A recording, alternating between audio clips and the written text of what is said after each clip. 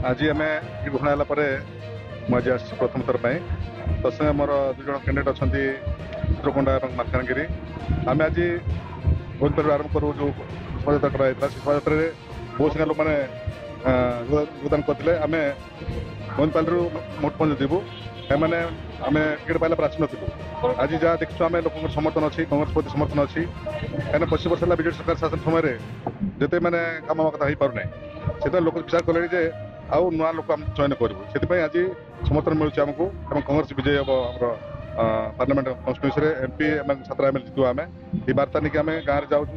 जब कांग्रेस जीतब आम ग्यारंटी घोषणा करूँ चाषी बेकारी समस्या माँ मान गरीब एवं एसटी एससी ओबीसी घोषणा करूँ से आम गाँ गाँ बुलिक आम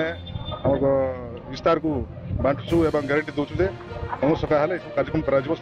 आज भोट दिंतु और एमपी एमएलए जितातु ये बार्ता नहीं गाँव जावाई आज आसु आम आज आमर लोकसभा कैंडिडेट माननीय भुजबल माझी महोदय आसुँच गोविंदपाली ठारू मोटू पर्यंत गस्त करुचु आम दुई जन विधायक कैंडिडेट एवं रास्तार बहुत लोकंर समर्थन आम मान मिलूँ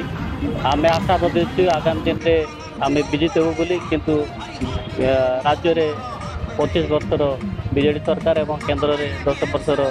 बीजेपी सरकार अंचल से विकासमूलक काम करना से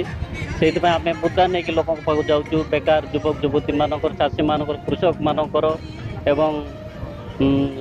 श्रमिक श्रेणी भाई मानकर से ये अंचल से किसी विकासमूलक काम ही नहीं से आम चेष्टा करुचु प्रत्येक गाँव गले से विपुल समर्थन आम मान देचु आम आशावादी अच्छु आगामी दिन में दुईटा निर्वाचन विधायक एवं लोकसभा भी आम विजय हो बोलिक आमर आशा अच्छी।